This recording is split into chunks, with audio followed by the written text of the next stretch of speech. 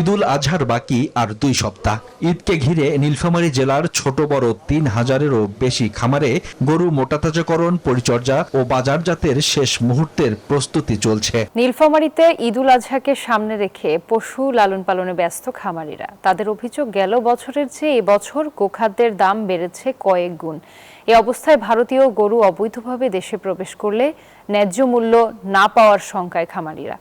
আব্দুর রশিদ শাহের তথ্যচিত্রে desk report. ঈদুল আজহার বাকি আর 2 সপ্তাহ। ঈদকে ঘিরে নীলফামারী জেলার ছোট বড় 3000-এরও বেশি খামারে গরু মোটাতাজাকরণ, পরিচর্যা ও বাজারজাতের শেষ মুহূর্তের প্রস্তুতি চলছে।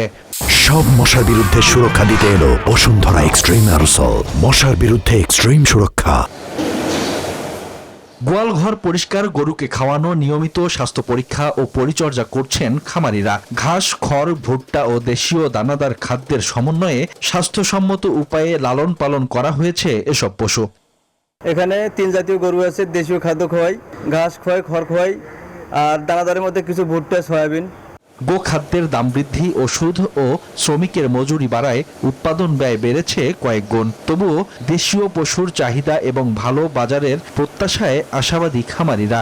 তাদের দাবি, কোরবানির আগে যেন ভারতীয় গরু অবৈধভাবে দেশে প্রবেশ করতে না পারে। এতে ন্যায্য মূল্য থেকে বঞ্চিত হওয়ার আশঙ্কা তাদের।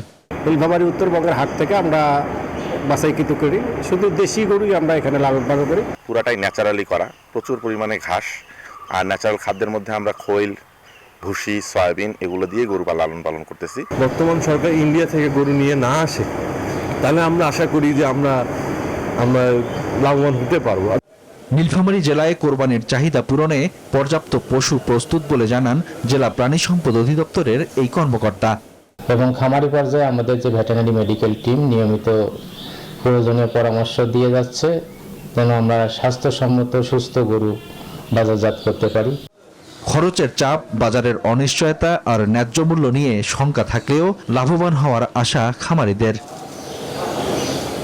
Desk report, news 24।